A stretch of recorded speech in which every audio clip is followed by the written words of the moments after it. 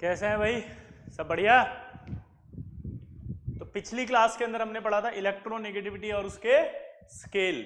आज हम पढ़ने जा रहे हैं एप्लीकेशन ऑफ इलेक्ट्रोनेगेटिविटी। क्या बोलो?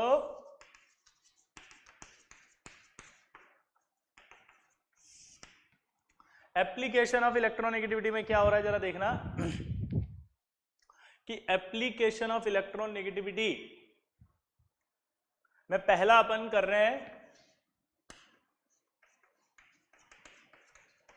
आयनिक कैरेक्टर डिसाइड। आप इलेक्ट्रोनेगेटिविटी की हेल्प से आयनिक कैरेक्टर डिसाइड कर सकते हो कि उसमें आयनिक कैरेक्टर कम है कि ज्यादा है। ठीक है, तो इलेक्ट्रोनेगेटिविटी से आयनिक कैरेक्टर कैसे डिसाइड होते हैं वो मैं देखता हूं, ध्यान से सुनना। इफ इलेक्ट्रोनेगेटिविटी डिफरेंस इंक्रीज, ठीक है, तो partial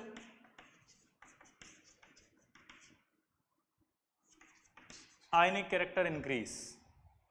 If electronegativity difference increase, then partial ionic character increase. दोबारा बोलो, क्या बोला मैंने? If electronegativity difference increases, then partial ionic character increases. ठीक है, और कितना परसेंट चेंज होगा इसके लिए एक फॉर्मूला दिया हैनी स्मिथ ने।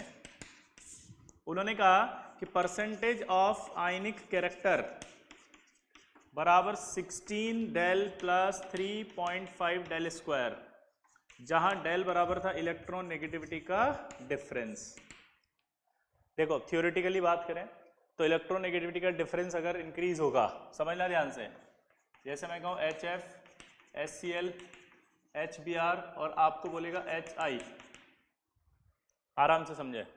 इलेक्ट्रॉन नेगेटिविटी डिफरेंस इंक्रीज तो पार्शियल आयनिक कैरेक्टर इंक्रीज। तो आपसे सवाल पूछेगा यहां पर ऑर्डर ऑफ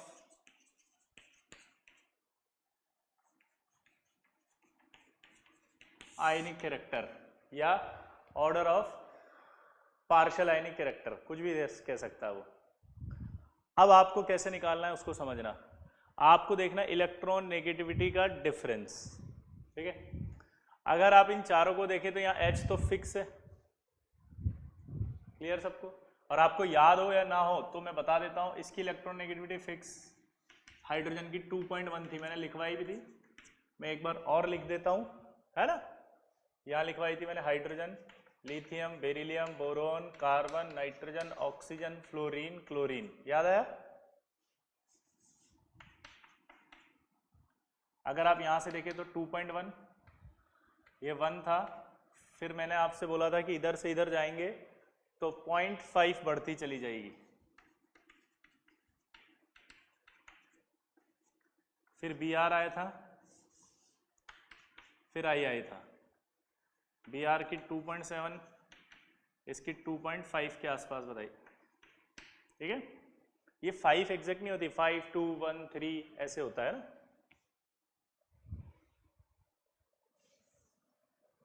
ये फॉर्मूला किसका था?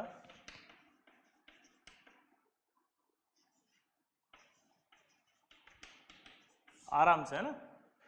अगर आप इनकी इलेक्ट्रोनेगेटिविटी देखें तो नीचे आने पर इलेक्ट्रोनेगेटिविटी घट रही है, तो आप देखोगे इसकी 4 है। ये कि ये वैल्यूज मत याद रखा करो, आप थोड़ा सा इसको ऐसे याद रखा करो कि यार डाउन द ग्रुप जा रहे हैं तो इलेक्ट्रोनेगेटिविटी कम हो रही है, तो ये जो डिफरेंस होगा वो ज़्यादा होगा, क्योंकि यहाँ 4 वैल्यू आएगी, यहाँ कम, यहाँ और कम, यहाँ और कम होगा, क्योंकि नीचे आते आते इलेक्ट्रोनेगेटिविटी जो होती है वो कम हो रही है।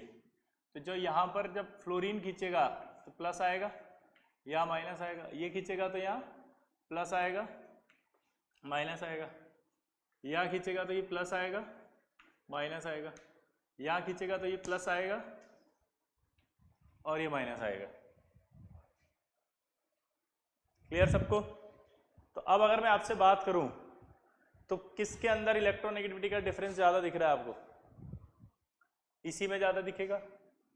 इलेक्ट्रोनेगेटिविटी का डिफरेंस ज्यादा दिखेगा तो क्या बोलोगे आप? पार्शियल आयनिक कैरेक्टर ज्यादा है। क्या बोलोगे? पार्शियल आयोनिक कैरेक्टर ज्यादा है, तो सबसे ज्यादा इसमें आएगा। तो जब कंपेयर करना हो थ्योरेटिकली तब तो ऐसे कर लेंगे इलेक्ट्रोनेगेटिविटी के डिफरेंस से, लेकिन अगर आपसे परसेंटेज पूछ ले तो परसेंटेज पूछने के लिए आपको ये फॉर्मूला अप्लाई करना है, ये फॉर्मूला किसने दिया था? हैनी और स्मिथ ने। परसेंटेज ऑफ आयनिक कैरेक्टर बराबर था 16 डेल। डेल मतलब यहाँ पर क्या होगा? इलेक्ट्रॉन नेगेटिविटी का डिफरेंस। ये आपको मोड में ही लेना है हमेशा। कैसे लेना है? मोड ही लेना है। मतलब आप दिमाग नहीं लगाएंगे कि मैं इसको पहले लिखूं या उसको पहले लिखूं। अंडरस्टूड है? तो 16 डेल प्लस 3.5 डेल स्क्वायर करना है, यानी कि इलेक्ट्रॉन नेगेटिविटी का डिफरेंस लिखना है। आपको परसेंटेज ऑफ आयनिक कैरेक्टर निकल के आ जाएगा उसका मॉलिक्यूल का। क्लियर है सबको? फिर से बोल रहा हूं, इलेक्ट्रॉन नेगेटिविटी का डिफरेंस जितना ज्यादा होगा पार्शियल आयनिक कैरेक्टर उतने ज्यादा होंगे। ठीक है, अब आयनिक कैरेक्टर निकाल लेते हैं। क्वेश्चन में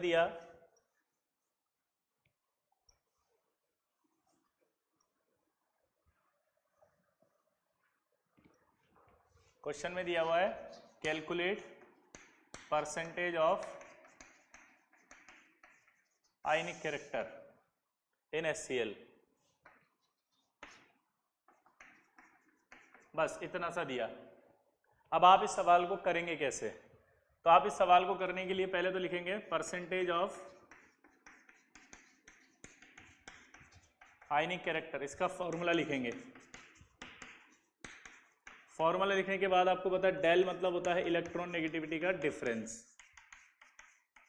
ये लिख दिया। डेल मतलब क्या लिखा? इलेक्ट्रॉन नेगेटिविटी का डिफरेंस। ये रहा HCl। अब इलेक्ट्रॉन नेगेटिविटी का डिफरेंस निकालें अगर अपन, तो Cl की इलेक्ट्रॉन नेगेटिविटी मैंने 3 बताई थी, हाइड्रोजन की कितनी बताई थी? 2.1। आप डिफरेंस निकालेंगे तो आएगा 0.9। उसको उसमें पुट करो, 16.9 प्लस 3.5 0.9 स्क्वायर। इसको आप सॉल्व करोगे तो आपके पास 17.235 आएगा। यानी HCl में आयनिक कैरेक्टर जो होता है, क्या बोला जल्दी बताओ? HCl में जो आयनिक कैरेक्टर होता है वो कितना होता है? 17.235 के आसपास, 17% के आसपास बोलेंगे राउंड फिगर में। ठीक है, 17% HCl के अंदर आयनिक कैरेक्टर होता है। क्या बोला मैंने? 17। तो जो आप बार बार ऐसे पूछते थे ना, सर ये तो आयनिक है, इसमें कोवेलेंट कैसे है? या आप बोलते थे कि सर आयनिक बॉन्ड है, कोवेलेंट कैसे है? कोवेलेंट बॉन्ड है, आयनिक कैसे है? वो ऐसे होता है। ठीक है, अगर ये कैरेक्टर 50% से ज्यादा आ जाता है तो हम उसे फिर आयनिक बोलते हैं। क्लियर? 50 से कम आएगा तो हम क्या बोलेंगे उसको? कोवेलेंट। क्लियर? आयनिक कैरेक्टर निकालना आ गया। ये फॉर्मूला आपको लर्न करना है, इस पर बेस सवाल डायरेक्ट पूछेगा। सिंपल है, कर लेंगे ऐसे सवालों को। चलिए, अब जब आपको इलेक्ट्रॉन नेगेटिविटी का डिफरेंस बोलता है, ये इलेक्ट्रॉन नेगेटिविटी का डिफरेंस ज्यादा, तो आपने बोला था आयनिक कैरेक्टर ज्यादा। अब देखो, आयनिक कैरेक्टर ज्यादा, इसको ऐसे बोला जाता है पोलर कैरेक्टर ज्यादा। मतलब जिसमें डेल्टा पॉजिटिव डेल्टा नेगेटिव ज्यादा आता है उस मॉलिक्यूल को पोलर मॉलिक्यूल कहते हैं, अगर याद हो तो। और अगर दो पोलर मॉलिक्यूल को कंपेयर करना हो तो जिसमें ज्यादा इलेक्ट्रोनेगेटिविटी का डिफरेंस होगा वो ज्यादा पोलर होगा। देखो कैसे?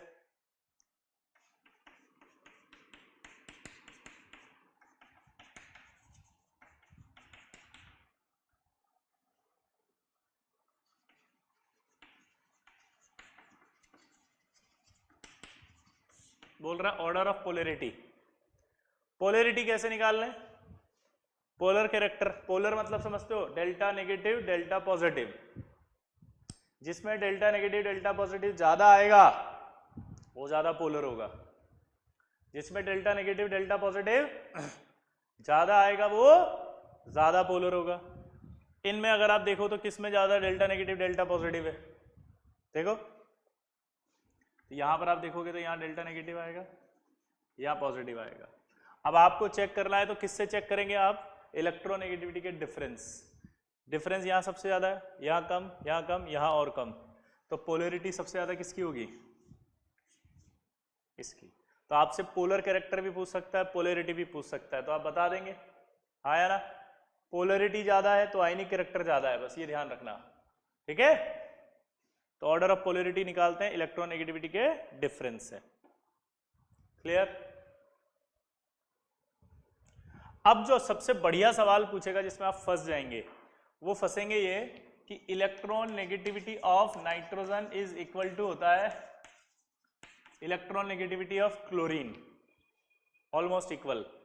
तो आपसे बोलेगा कि ये जो NCl3 है मॉलिक्यूल, इस NCl3 मॉलिक्यूल में पोलैरिटी बताओ।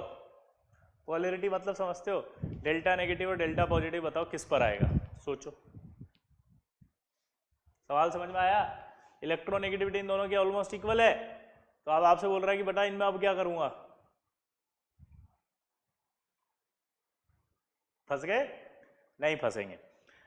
जब ऐसे बोल दे कि नाइट्रोजन और क्लोरीन की इलेक्ट्रोनेगेटिविटी बराबर होती है और ये दोनों अगर साथ में बॉन्ड बना रहे हो, तो देखो साइज ऑफ नाइट्रोजन क्या है, स्मॉल, किससे, साइज ऑफ क्लोरीन। मतलब नाइट्रोजन का साइज ये होगा और क्लोरीन का साइज ये होगा।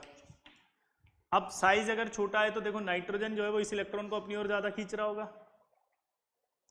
नाइट्रोजन जो होगा अपने न्यूक्लियस से इस इलेक्ट्रॉन को अपनी ओर ज्यादा खींच रहा होगा, इस इलेक्ट्रॉन को अपनी ओर कम खींच रहा होगा। ठीक है, तो इसका मतलब साइज छोटा होने से फर्क क्या पड़ा कि Z इफेक्ट यानी न्यूक्लियर चार्ज का इन इलेक्ट्रॉनों पर अट्रैक्शन वो ज्यादा होगा किसका, नाइट्रोजन का।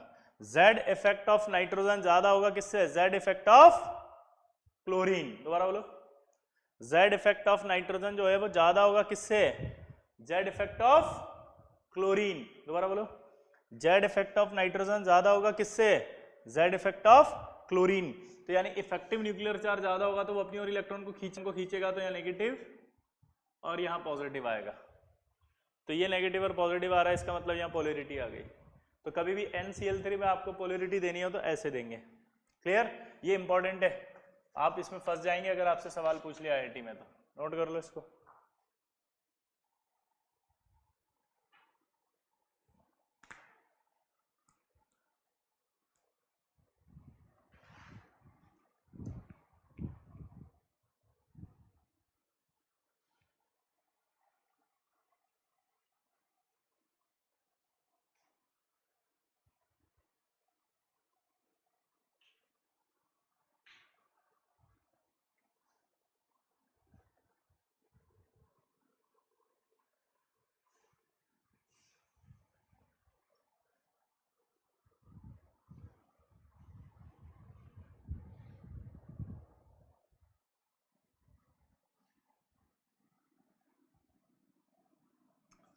एक और बहुत अच्छा सवाल है, फास्फोरस और हाइड्रोजन की इलेक्ट्रॉन नेगेटिविटी आपको याद होनी चाहिए,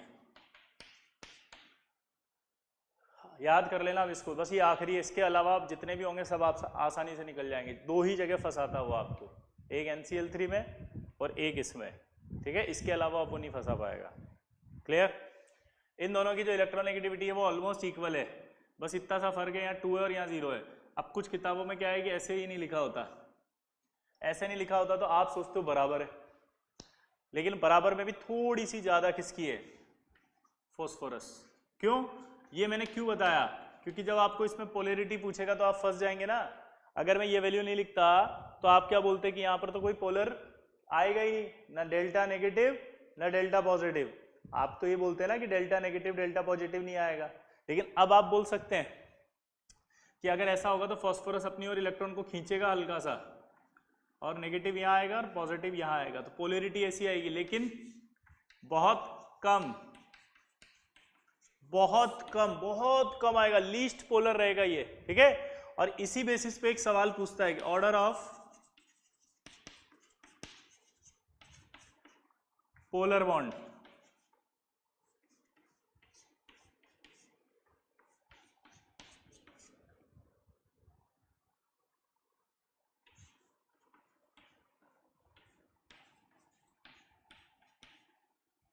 मान लो आपको ये पोलैरिटी का बॉन्ड दे दिए सारे, अब इसमें आपको ऑर्डर जमाना है कि सबसे ज्यादा पोलर कौन होगा। चलो बताओ, सोचो।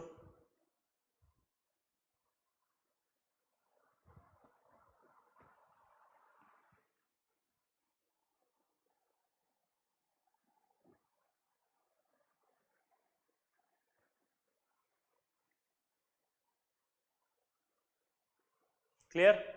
जब आप इसकी निकालेंगे तो इसकी 3 होती है और इसकी 2.1 होती है, तो इसका इलेक्ट्रॉन नेगेटिविटी का डिफरेंस आएगा 0.1। इसका तो ऑलमोस्ट क्या आएगा, 0, अभी बताया ना, ऑलमोस्ट 0। इसमें निकालेंगे तो मैं बता देता हूँ ना वैल्यूज के हिसाब से 0.1, और इसमें निकालोगे तो आप 0.2 आएगा। तो अगर आप ध्यान से देखें तो सबसे ज़्यादा पोलर कौन होगा, NH, फिर कौन होगा, SBH, फिर कौन होगा, ASH, और फिर लास्ट में पोलर में कौन आएगा, PH। ये इंपॉर्टेंट था, देखो आप, ये PH बॉन्ड सबसे लास्ट में पहुंच गया पोलरिटी में, PH बॉन्ड सबसे लास्ट में पहुंच गया, ठीक है।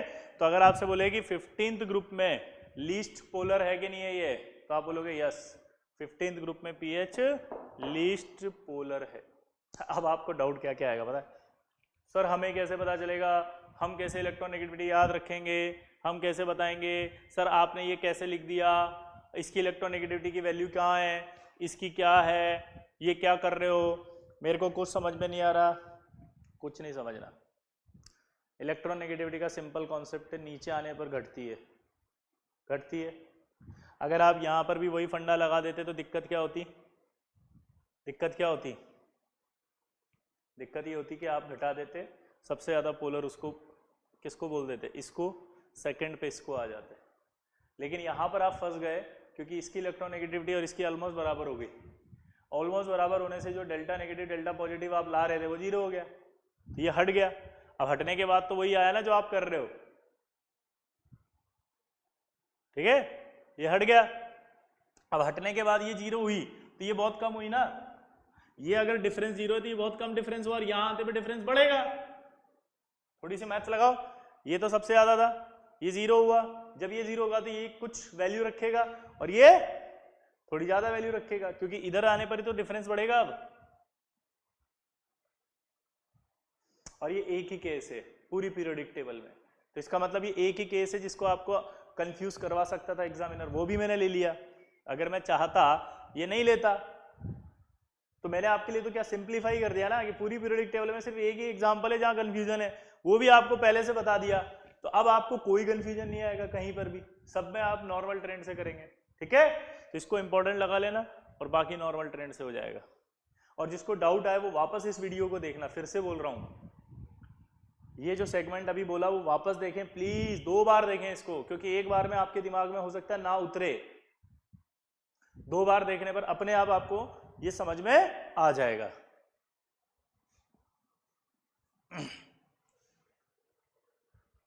सेकंड एप्लीकेशन है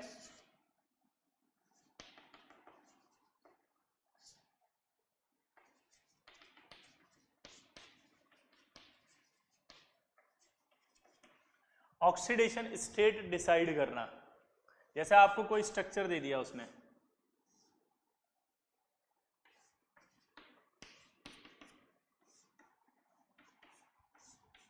आपको मान लो ये मॉलिक्यूल दे दिया, ठीक है, इसका नाम मैं आपको लिख देता हूं,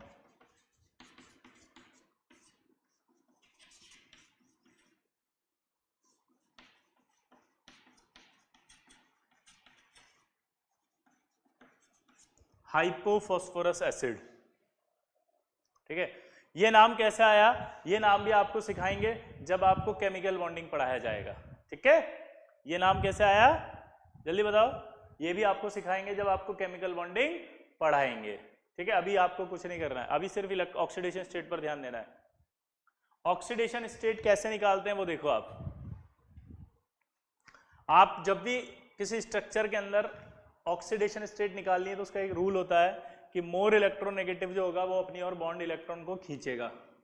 ये बॉन्ड इलेक्ट्रॉन को खींचा, ये भी बॉन्ड इलेक्ट्रॉन को खींचा, एक इलेक्ट्रॉन को अपनी ओर खींचेगा तो एक प्लस, मतलब एक नेगेटिव यहाँ, एक और खींचेगा तो एक नेगेटिव यहाँ, यहां से खींचा है तो यहाँ दो पॉजिटिव आएंगे।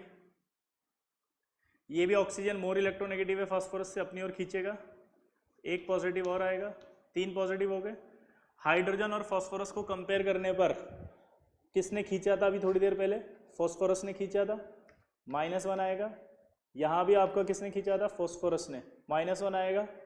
3 प्लस 2 माइनस, तो टोटल कितना बचा, 1 प्लस। तो oxidation state of phosphorus is +1, ऐसा निकाला जाता है। कभी भी आपको डाउट याद रखना, मैग्नीट्यूड नहीं देखना है -1 का, या +1 का। ठीक है, फिर से बोल रहा हूं मैग्नीट्यूड नहीं देखा जाता ऑक्सीडेशन स्टेट में। ठीक है, ये आ गया। अब इसका निकाल के बताओ खुद, चलो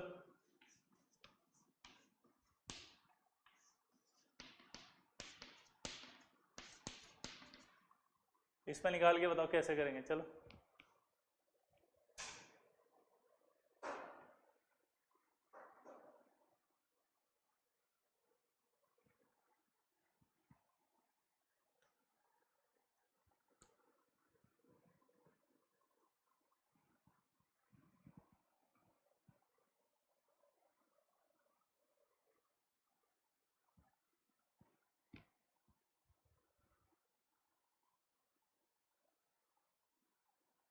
निकला?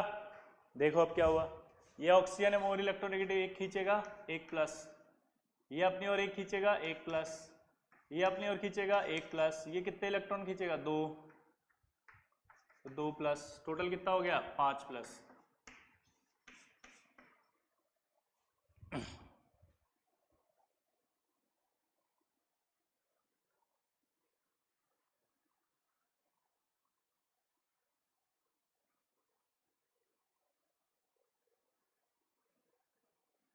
क्लियर? इस तरह से आप ऑक्सीडेशन स्टेट भी निकाल सकते हैं। ठीक है, चलो एक और बताओ ऐसे कैसे।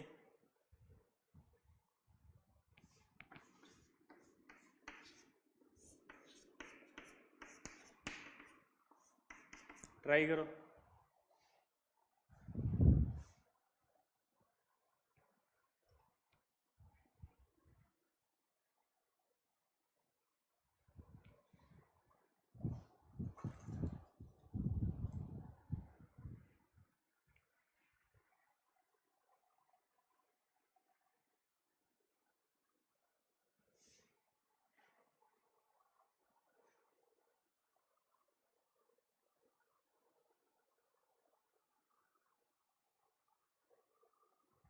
हो गया?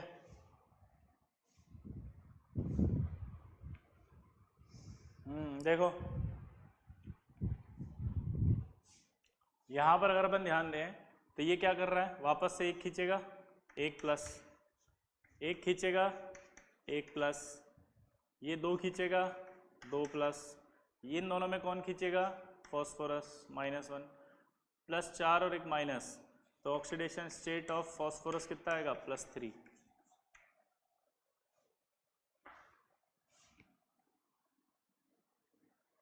Clear?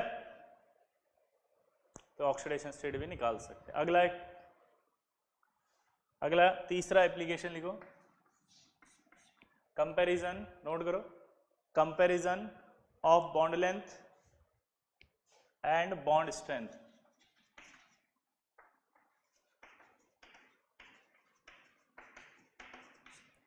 Comparison of bond length and bond strength.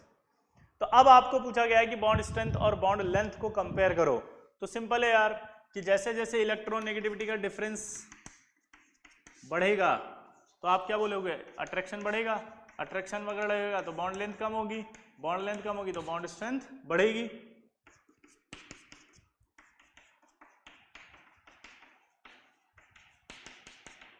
लेकिन यहां पर एक बहुत इंपॉर्टेंट बात होती है, पता है क्या, ये कॉन्सेप्ट तभी लगाना है जब कीपिंग अदर पैरामीटर्स कांस्टेंट, कुछ पैरामीटर कांस्टेंट रखने पड़ेंगे आपको तभी ये फॉलो होगा। लाइक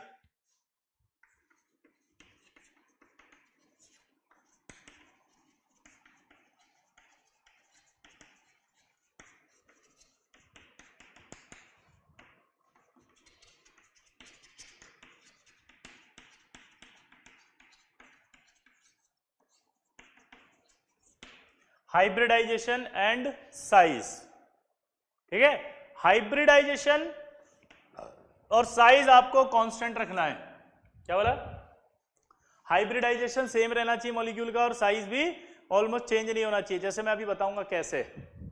यहां पर आप देखो H H H H को आपने फिक्स रख दिया। अब फिक्स रखने के बाद आप क्या बात कर रहे हो, FCl Br I। अगर आपको लेंथ पूछनी है तो लेंथ तो साइज पे डिपेंड करती है, साइज पे डिपेंड कर रही है तो डायरेक्ट ही साइज बढ़ गया। ठीक है, साइज बढ़ गया, साइज बढ़ गया तो लेंथ सीधा सीधा बढ़ गई। ठीक है। अब मैं अभी साइज से नहीं देख रहा हूं, मैं तो अपना इससे देख रहा हूं। इससे अगर मैं देखूं तो मुझे क्या लगेगा, सबसे ज्यादा यहाँ नेगेटिव आएगा, सबसे ज्यादा यहाँ पॉजिटिव आएगा। यहां पर पॉजिटिव कम, यहां पर और कम।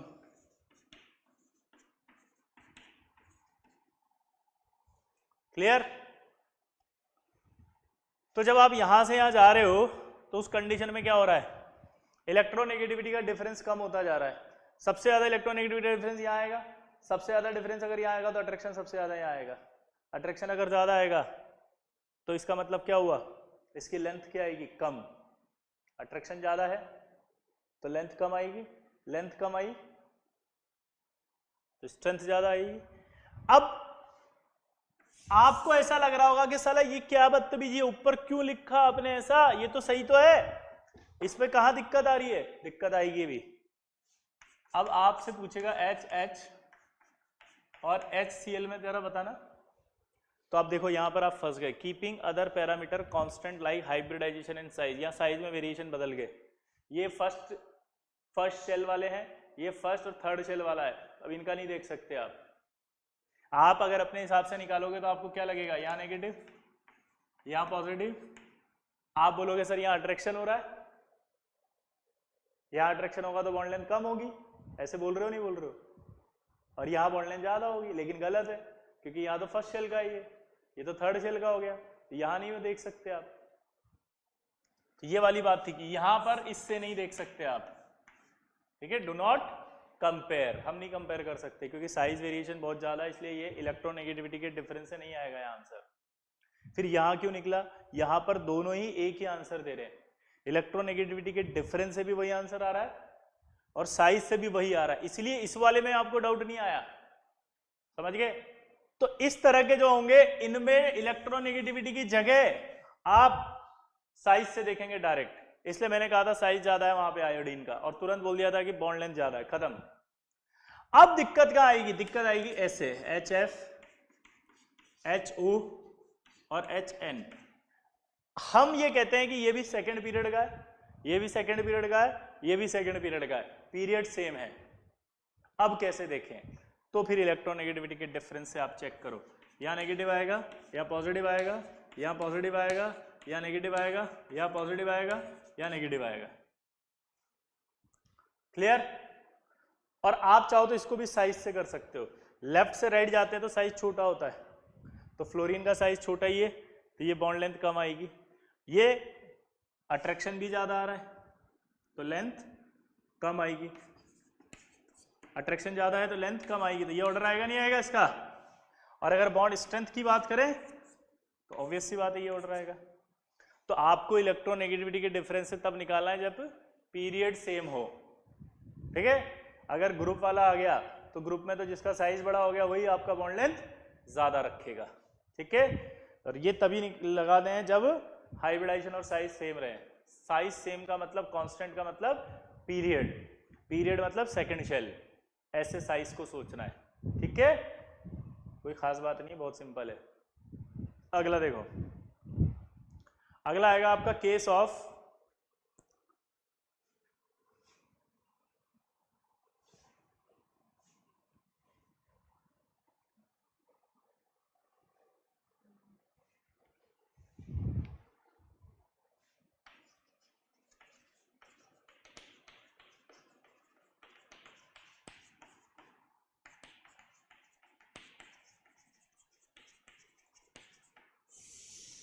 Case of dissolution of bond in polar solvent. आप चाहो तो बॉन्ड भी लिख सकते हैं, कौन सा बॉन्ड होगा, बॉन्ड इन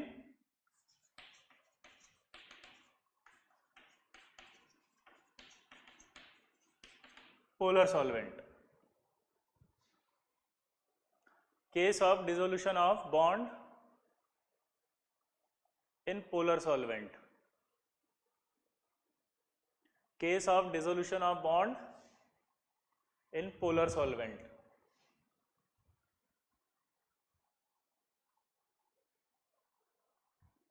क्लियर? अब इसको कैसे करते हैं जरा देखना। मान लो ये आयनिक कंपाउंड है,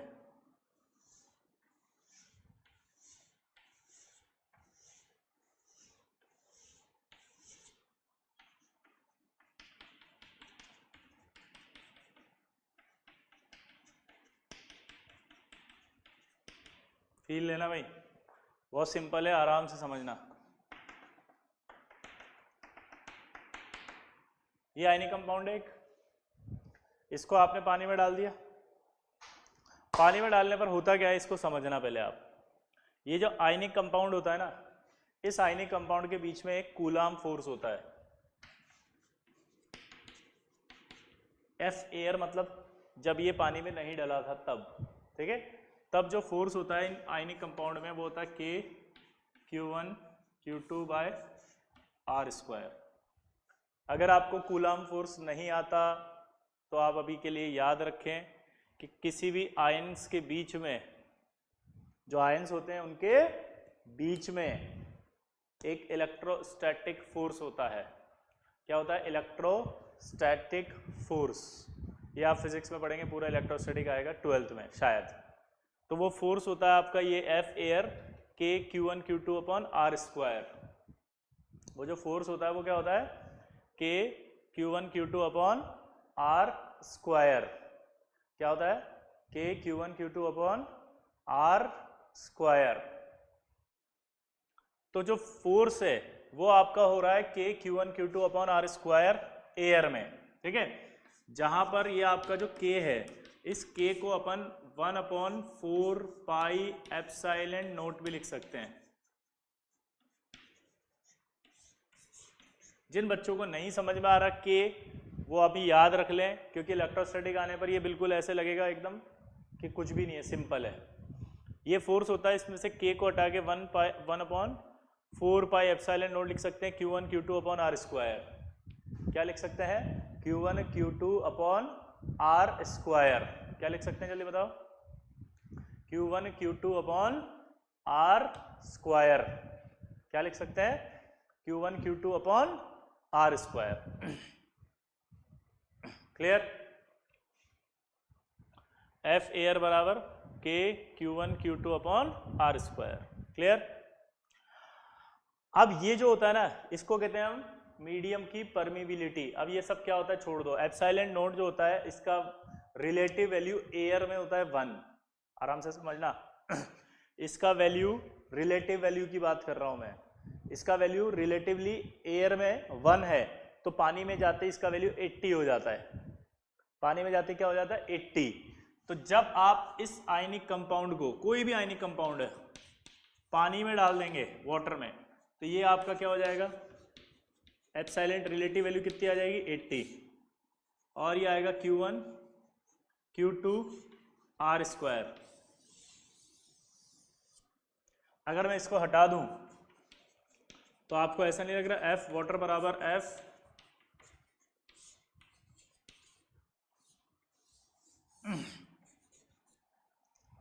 एफ वाटर बराबर F air by 80। F water बराबर एफ एयर बाय 80, यानी कि जो अट्रैक्शन एयर में था NaCl में, उस अट्रैक्शन का 80 टाइम्स कम हो गया पानी में। यानी आयनिक कंपाउंड को पानी में डालते ही, आयनिक कंपाउंड को पानी में डालते ही जो ये फोर्स है वो 80 टाइम कम हो जाता है।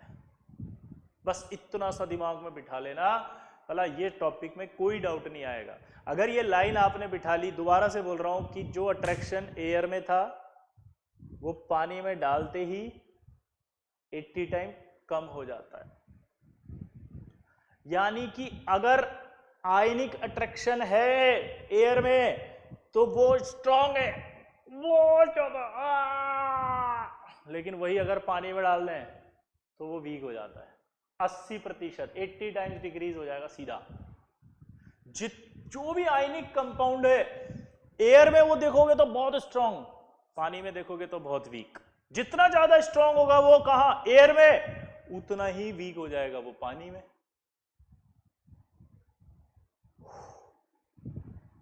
ये कॉन्सेप्ट समझ में आया? जितना ज्यादा आयनिक उतना ज्यादा वीक पानी में। लिख लेना इसको भले ही चाहो। जितना ज्यादा आयोनिक उतना ज्यादा वीक पानी में।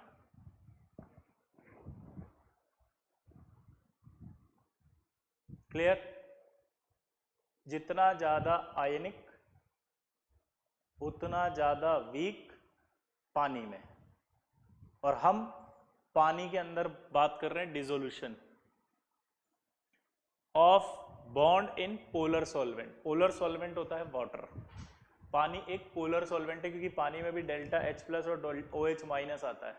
जिस भी मॉलिक्यूल में delta H plus delta OH आ जाता है वो पोलर होता है, तो वो पोलर सॉल्वेंट है पानी। अब आप दिमाग लगाओ, dissolution of bond in polar solvent.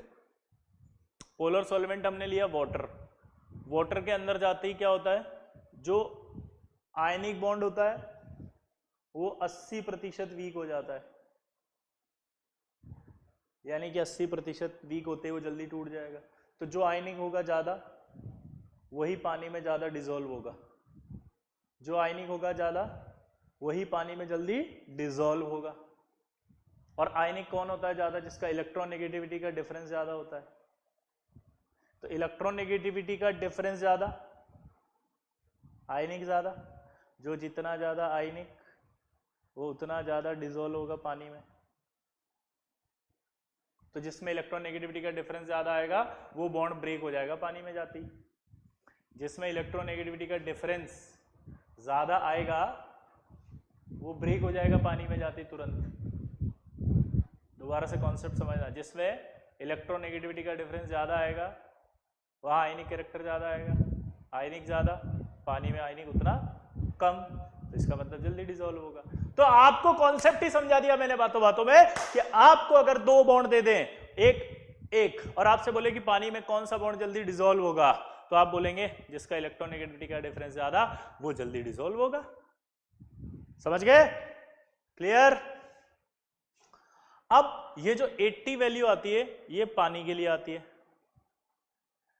पानी के वजह से ही रिलेटिव वैल्यू 80 हुई है, तो पानी के अंदर जाते आयनिक कंपाउंड 80 टाइम डिक्रीज होता है, यानी पानी में जाते आयनिक कंपाउंड्स 80 टाइम वीक होगा, वीक होते जल्दी डिसॉल्व होगा। इसीलिए सारे आयनिक कंपाउंड की बात जब हम करते हैं तो आयनिक कंपाउंड पानी में सॉल्युबल होते हैं या पानी में जल्दी डिसोसिएट हो जाते हैं, और इसीलिए पानी को यूनिवर्सल सॉल्वेंट कहा जाता है। इसीलिए पानी को यूनिवर्सल सॉल्वेंट कहते हैं आयनिक कंपाउंड्स के लिए। इसीलिए कहते हैं like dissolve like, like polar है तो पोलर में सॉल्युबल ज्यादा होगा, क्योंकि पोलर है तो उसका आयनिक बॉन्ड पानी में वीक होगा। जितना ज्यादा आयनिक उतना ज्यादा पानी में बॉन्ड वीक। ये कॉन्सेप्ट लिख लेना, जितना ज्यादा आयनिक उतना ज्यादा पानी में बॉन्ड वीक।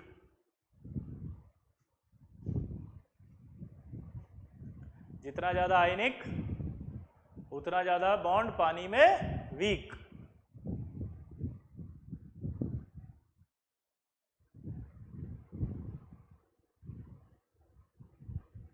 क्लियर है सबको? अब इधर देखो,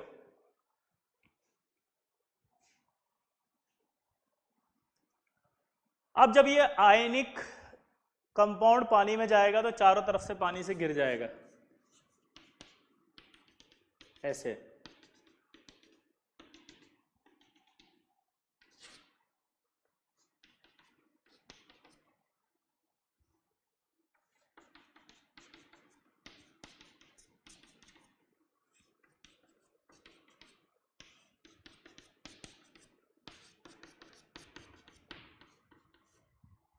ये आयन हो गया।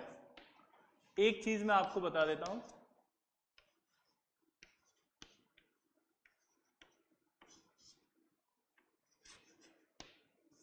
जो भी पोलर मॉलिक्यूल होते हैं ना, ये पोलर है कि नहीं है, जो भी पोलर हैं उन सभी मॉलिक्यूल को डाइपोल भी कहा जाता है। क्या वर्ड नाम देते हैं एक और? डाइपोल। पोलर मॉलिक्यूल का एक नाम और क्या होता है? डाइपोल। दोबारा बोलो, पोलर मॉलिक्यूल का एक नाम और क्या होता है? डाइपोल। दोबारा बोलो,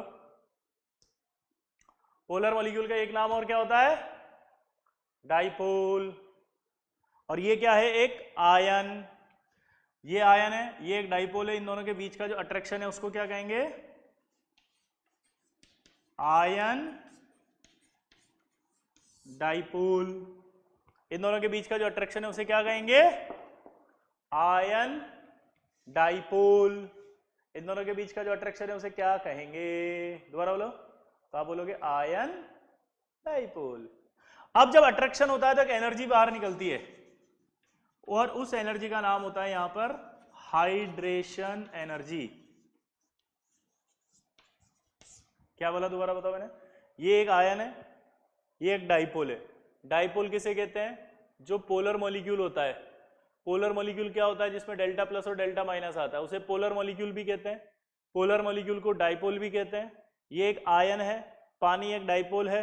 इन दोनों के बीच में एक अट्रैक्शन डेवलप होगा क्योंकि ऑक्सीजन पर नेगेटिव है। तो ये जो आयन डाइपोल अट्रैक्शन डेवलप होगा, आयन डाइपोल कहेंगे। अट्रैक्शन जब भी होता है एक एनर्जी बाहर निकलती है। एनर्जी बाहर निकल रही है, इसका नाम है हाइड्रेशन एनर्जी। ठीक है, इसका एक नाम और होता है सॉल्वेशन एनर्जी। अगर पानी होता है पोलर सॉल्वेंट तो फिर सॉल्वेशन एनर्जी का नाम क्या बन जाता है? Hydration energy. और अगर पानी नहीं होता, यहाँ पे कोई और पोलर सॉल्वेंट होता, तो फिर हाइड्रेशन की जगह उसका नाम क्या डालते? Solvation energy. ठीक है, क्या नाम लिखते? Solvation energy. क्या लिखते? Solvation energy. ये हाइड्रेशन एनर्जी हो गई। इसी तरह से Cl माइनस भी आएगा।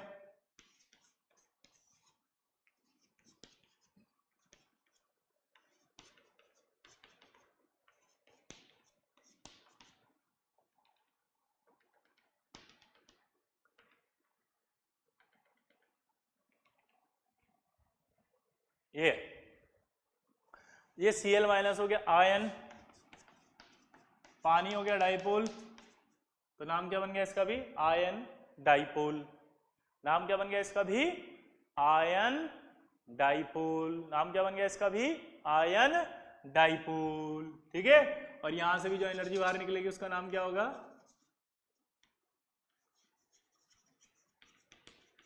Hydration energy. क्या नाम होगा इसका? Hydration energy. ठीक है, तो हमारे को एक चीज समझ में आ गई कि जो जितना ज्यादा आयनिक होगा वो उतना ही ज्यादा पानी में वीक होगा। जितना ज्यादा आयनिक उतना ज्यादा पानी में वीक।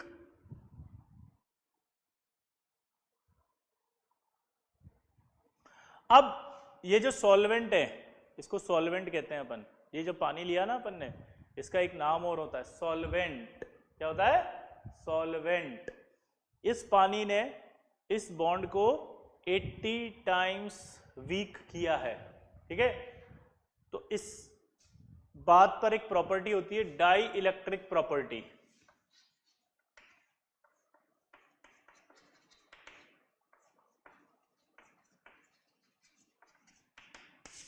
डाई इलेक्ट्रिक प्रॉपर्टी का मतलब क्या होता है? सुनना जरा। A property of solvent by which electrostatic interaction decreases. A property of solvent by which electrostatic interaction decreases is called dielectric property of solvent, और इसको एक कांस्टेंट से बताया जाता है। उस कांस्टेंट को कहते हैं डाई इलेक्ट्रिक कांस्टेंट। उसको क्या कहते हैं? Dielectric constant. और डाई इलेक्ट्रिक कांस्टेंट पानी के लिए बहुत ज्यादा है। पानी के लिए 80 है, इसलिए वो 80 टाइम्स यानी 80 टाइम्स इस अट्रैक्शन को वीक करता है। 80 टाइम्स अट्रैक्शन को वीक करता है, इसीलिए आयनिक कंपाउंड पानी में ज्यादा सोल्यूबल होते हैं। क्लियर हुआ सबको? बोलो। डाई इलेक्ट्रिक की डेफिनेशन लिख लो। A property of solvent by which electrostatic interaction decreases in polar molecule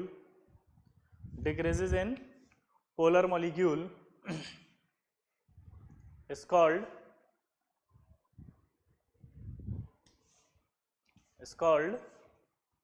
dielectric property.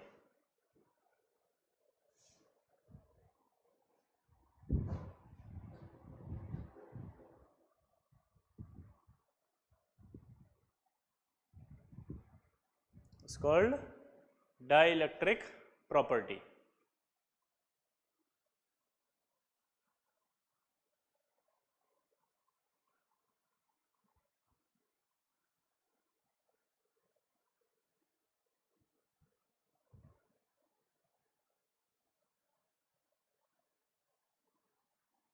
लिख लिया? बोलो। ठीक है, तो like dissolve like, polar polar में ज्यादा सोल्यूबल होगा और नॉन पोलर में ज्यादा सोल्यूबल होगा। ठीक है, अब एक सवाल आपसे पूछे,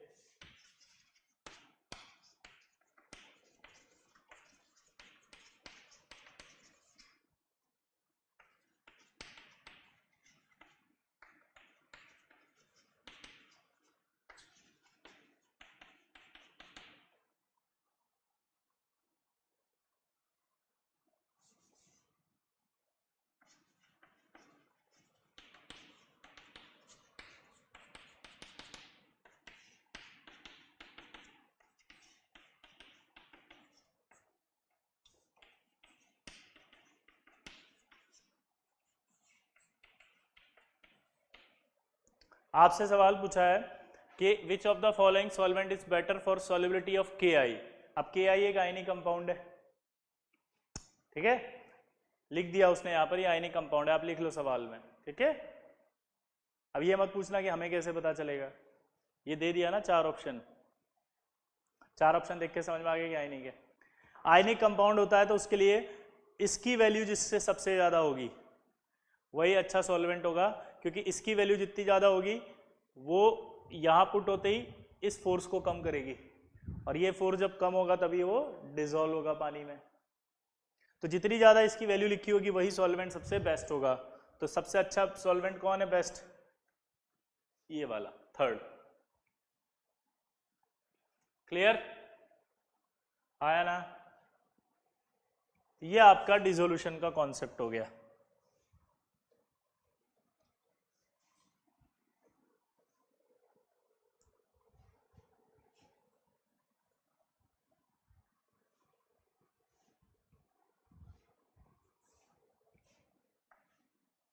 अगला एप्लीकेशन है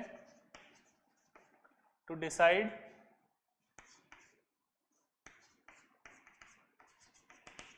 dissociation of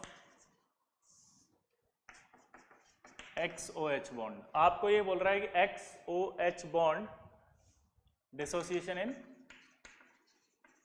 polar solvent. Polar solvent यहां पर आप सिर्फ वाटर ही ले रहे हैं, तो XOH। अब ये बॉन्ड ब्रेक होगा पानी में तो कैसे होगा ये पूछ रहा है वो। ठीक है, अगर सपोज मैंने यहां X बराबर आपका लिथियम, सोडियम, पोटेशियम, रुबिडियम और सीजियम लिया, ठीक है, इसकी इलेक्ट्रोनेगेटिविटी फिक्स थी, याद करो 3.5 और इसकी थी 2.1, इसकी फिक्स थी 1। अब अपने को ये तो पता ही है कि नीचे आने पर इलेक्ट्रोनेगेटिविटी कम होती जाती है, तो अगर आप यहाँ लिथियम के लिए 1 लिखते हो, दिमाग लगाना, तो ये डिफरेंस आएगा नहीं आएगा? कितना डिफरेंस आया? इसके डिफरेंस है और इसके डिफरेंस को चेक करो, किसका डिफरेंस ज्यादा आएगा? सोचो। हाँ, इसका डिफरेंस ज्यादा आएगा। तो जब पानी में जाएंगे तो ये वाला बॉन्ड ब्रेक होगा, तो ये X प्लस OH माइनस, और जो OH माइनस देते हैं ना पानी में वो बेस होते हैं, जो OH माइनस देते हैं वो पानी में क्या होते हैं? बेस। तो यहाँ Li लिखोगे तो LiOH कैसे पानी में जाके डिसोसिएट होगा? Li प्लस और OH माइनस, और LiOH बेस होगा, बेस, क्योंकि वो OH माइनस दे रहा है। अब समझ में आया डिसोसिएशन? यहां रखो तो इसकी इलेक्ट्रोनेगेटिविटी तो और कम हो गई, तो ये डिफरेंस और बढ़ गया। ये डिफरेंस ज्यादा होते ही डिसोसिएशन और ज्यादा होगा, और ज्यादा होगा तो ये और OH माइनस देगा, और OH माइनस देगा तो ये और ज्यादा बेसिक होगा। यहां आओ, और कम इलेक्ट्रोनेगेटिविटी, डिफरेंस और ज्यादा, डिफरेंस और ज्यादा तो जल्दी ब्रेक होगा, और ज्यादा OH माइनस देगा, और ज्यादा OH माइनस देगा तो और ज्यादा बेसिक होगा।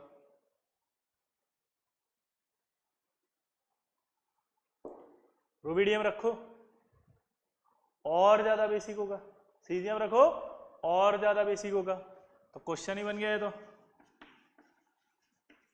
Order of basic character LiOH, NaOH, KOH, RbOH और CSOH। चलो बताओ क्या आएगा बेसिक कैरेक्टर का ऑर्डर। सबसे ज्यादा बेसिक कौन होगा? Caesium hydroxide. OH वाले कंपाउंड का नाम क्या होता है? हाइड्रोक्साइड। क्या होता है? हाइड्रोक्साइड। क्या होता है? हाइड्रोक्साइड। तो ये आपका lithium hydroxide, sodium hydroxide, potassium hydroxide, rubidium hydroxide, caesium hydroxide. तो उधर जाने पर क्या हो रहा है?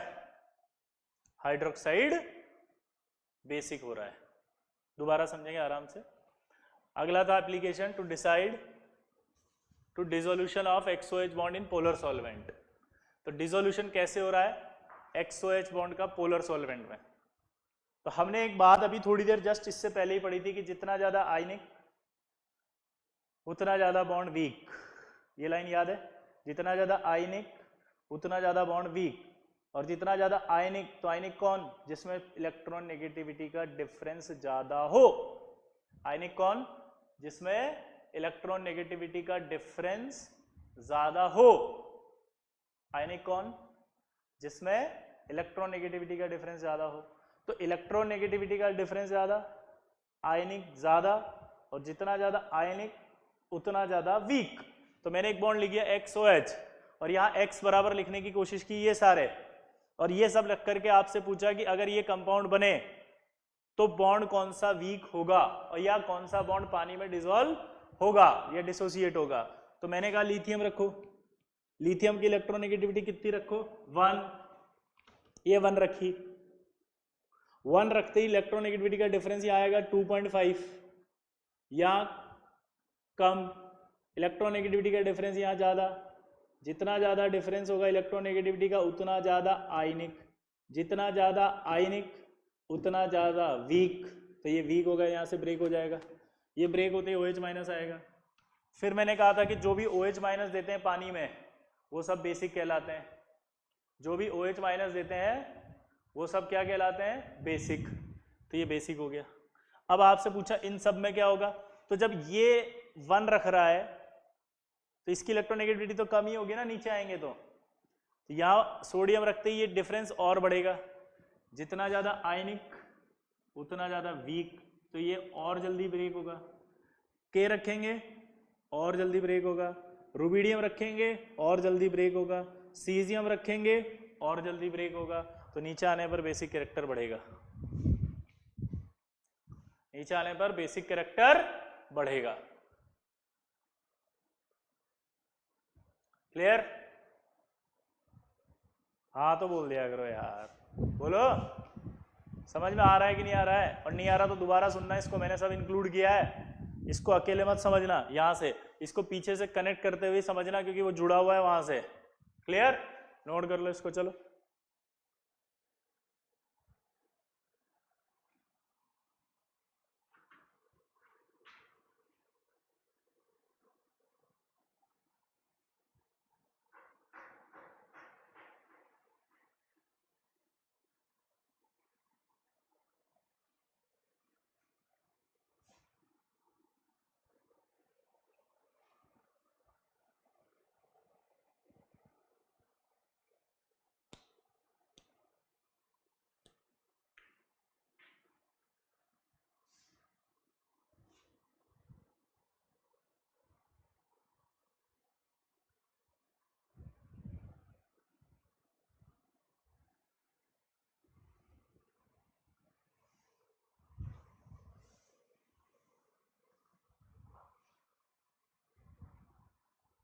अब देखो इसी में आगे बढ़ते हैं।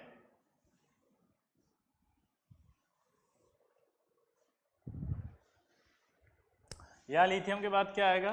Beryllium, magnesium, calcium, strontium, barium. अगर आप देखें इधर से इधर जाएं तो बेरिलियम की इलेक्ट्रोनेगेटिविटी कितनी थी? इसकी 1 थी। इसकी कितनी आई थी? 1.5। ठीक है, इधर से इधर जा रहे हैं अगर अपन, आया ना? बोलो। तो इलेक्ट्रोनेगेटिविटी बढ़ रही है। इलेक्ट्रोनेगेटिविटी बढ़ रही है, इसका मतलब क्या निकला?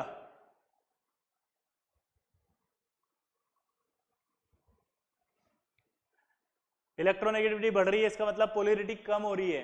पोलैरिटी कम हो रही है यानी बॉन्ड जल्दी से डिसोसिएट नहीं हो रहा। तो अगर आपसे सवाल पूछे LiOH और BeOH whole twice which is more basic, तो दिमाग लगाते हैं। यहां X इलेक्ट्रोनेगेटिविटी लिथियम की 1, अगर हम लेफ्ट से राइट पीरियोडिक टेबल में जा रहे हैं तो इलेक्ट्रोनेगेटिविटी बढ़ रही है। अगर ये इलेक्ट्रोनेगेटिविटी की वैल्यू बढ़ रही है तो ये डिफरेंस कम हो रहा है। अगर ये डिफरेंस कम हो रहा है तो फिर ये जल्दी नहीं ब्रेक होगा। जल्दी ब्रेक नहीं होगा तो OH माइनस नहीं निकलेगा। OH माइनस नहीं निकलेगा जल्दी तो बेसिक नहीं होगा। यानी अगर LiOH और BeOH होल ट्वाइस की बात करें तो LiOH ज्यादा बेसिक, NaOH की बात करें और मैग्नीशियम हाइड्रोक्साइड की बात करें तो NaOH ज्यादा, KOH और इसकी बात करें तो KOH ज्यादा, RbOH और SrOH की बात करें तो RbOH ज्यादा, CSOH और बेरियम हाइड्रोक्साइड की बात करें तो CSOH ज्यादा।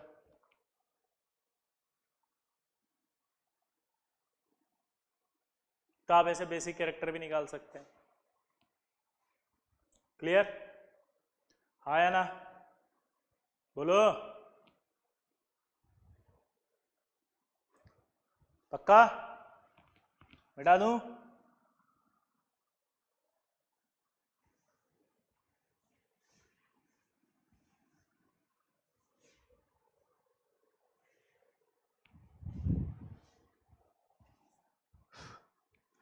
अब अगला आ रहा है XOH। अगर मैं X की जगह क्या ले लूं? Cl, यानी कि क्वेश्चन पूछ रहा है order of acidic character. Acidic कब होगा? जब ये XO माइनस और H प्लस, यानी कि ये बॉन्ड वीक हो। क्लियर? अब देखो जैसे Cl आ गया, O आ गया, H आ गया, इसकी तो फिक्स थी 3.5, इसकी थी 2.1 और इसकी थी 3। अब डिफरेंस किस में ज्यादा है चेक करके बताओ। यहां निकालोगे तो 0.5 है, यहां निकालोगे तो ज्यादा आएगा। इस बार डिफरेंस यहां ज्यादा आ रहा है, और अगर डिफरेंस ज्यादा आएगा तो ये बॉन्ड वीक होगा। ये बॉन्ड वीक होगा तो कैसे आयनाइज होगा? ये ClO माइनस और H प्लस। जो H प्लस देगा वो क्या होगा? एसिड। जो H प्लस देगा वो क्या होगा? एसिड। जो H प्लस देगा वो क्या होगा? एसिड। तो ये एसिड हो गया। ठीक है? अब सवाल आता है question, compare acidic character in HOCl, HOBr और HOI। चलो ट्राई करो फटाफट जल्दी। इनकी तो मैं दे देता हूं 2.1, 3.5, 2.1, 3.5, 2.1, 3.5। सोचो, ट्राई ट्राई ट्राई, जल्दी जल्दी जल्दी, ट्राई ट्राई ट्राई, जल्दी जल्दी जल्दी।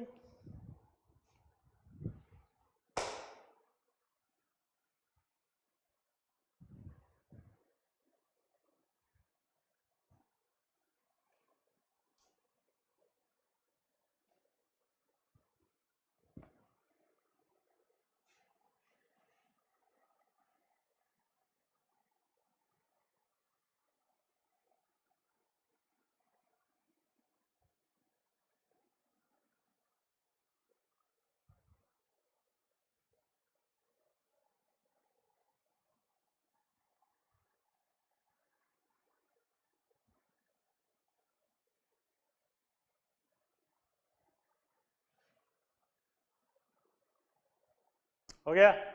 अब देखो,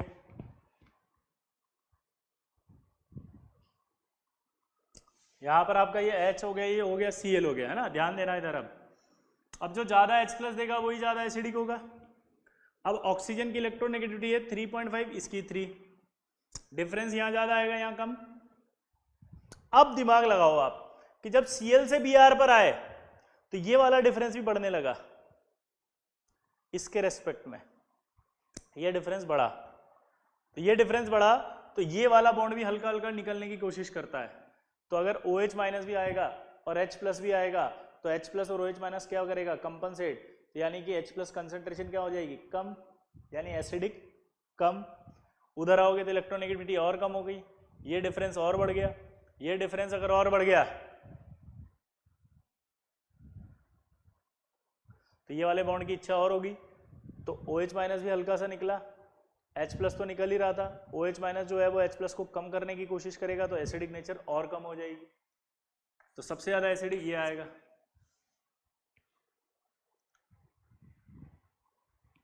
क्लियर? दोबारा समझो आराम से। ये और यहां पर गैप बहुत कम था इसलिए ये बॉन्ड निकल रहा है, ठीक है। अब अगर आप यहां डिफरेंस बढ़ा रहे हो, इस जगह डिफरेंस बढ़ा, तो इस बॉन्ड के लेने की भी इच्छा होने लगेगी। इसकी तो है ही सही, इसकी ज्यादा और इसकी हल्की सी आएगी, तो हल्का सा आने से H प्लस भी निकलने की इच्छा हो रही है और OH भी निकल रहा है हल्का सा, तो OH कम निकल रहा है, H प्लस ज्यादा निकल रहा है, लेकिन जो कम OH निकल रहा है वो H प्लस को भी कम कर रहा है, तो H प्लस की कंसेंट्रेशन क्या हो गई, कम। H प्लस की कंसेंट्रेशन कम हो गई तो क्या हो गया, ये कम एसिडिक। यहां और ज्यादा गैप बढ़ गया तो इसकी इच्छा थोड़ी और ज्यादा निकलने की हो गई, तो H प्लस तो निकल ही रहा था, OH माइनस भी निकला, उसने H प्लस को कम किया H प्लस को, तो एसिडिक नेचर क्या हो गई, कम। ठीक है। अब देखो नोट, ऑक्सी एसिड या ऑक्सो एसिड का मतलब समझो। Acid in which oxygen and hydrogen is present.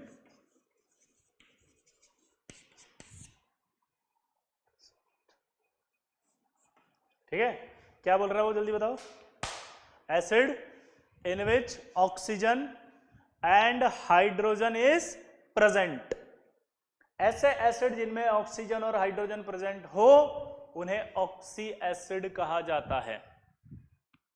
ऐसे एसिड जिनमें ऑक्सीजन एंड हाइड्रोजन प्रेजेंट हो उन्हें ऑक्सी एसिड कहा जाता है। ठीक है, और ये जो कॉन्सेप्ट आपको बताया है ये ऑक्सी एसिड पर एप्लीकेबल है। जितना कॉन्सेप्ट आपने पढ़ा है वो एप्लीकेबल है ऑन ऑक्सी एसिड, ठीक है, not in hydra acids.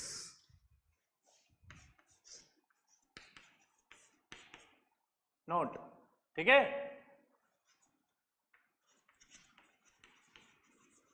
above concept is not applicable on hydra acids. अब ये हाइड्रा एसिड्स कौन से होते हैं, HF, HCl, HBr और HI। क्या बोला जल्दी बताओ मैंने, HF, HCl, HBr और HI, ये आपके होते हैं आपके हाइड्रा एसिड्स। इन पर नहीं लगाना ये इलेक्ट्रोनेगेटिविटी का डिफरेंस कि आप इसमें इलेक्ट्रोनेगेटिविटी ज्यादा है तो ये जल्दी ब्रेक होगा, नहीं, ऑक्सीजन वाले ब्रेक होते हैं, ये नहीं। इनको कैसे देखेंगे,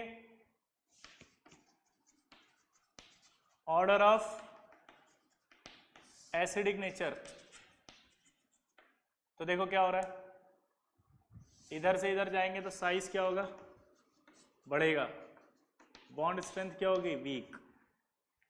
पक्का अभी बताया था उधर से उधर जाते हैं तो साइज बढ़ रहा होता है इसका, इसका साइज बढ़ेगा तो बॉन्ड क्या होगा, वीक। और अगर बॉन्ड वीक होगा तो जल्दी टूटेगा, जल्दी टूटेगा तो जल्दी H मिलेगा, जल्दी H मिलेगा तो ज्यादा एसिडिक होगा, तो यहाँ एसिडिक ऑर्डर में ये आएगा। देखो आप, उधर आ रहा है HI, इधर आ रहा है HOCl, HOF होता तो HOF आ जाता। ठीक है, HOF नहीं लिखते हैं क्योंकि वो अनस्टेबल होता है, ठीक है, क्योंकि फ्लोरीन पर पॉजिटिव चार्ज नहीं आ सकता,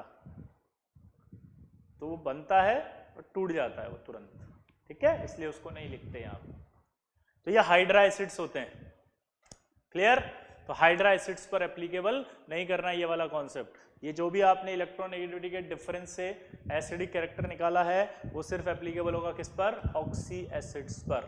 ठीक है, ऑक्सी एसिड का मतलब समझ में आ गया होगा। क्या होता है ऑक्सी एसिड, बताओ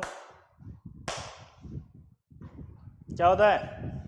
ऑक्सी एसिड मतलब oxygen and hydrogen. Oxy acid का मतलब क्या होता है जल्दी बताओ? Oxygen and hydrogen. क्लियर? तो ये आपका कंप्लीट, बाकी नेक्स्ट टर्न पे पढ़ेंगे। ठीक है।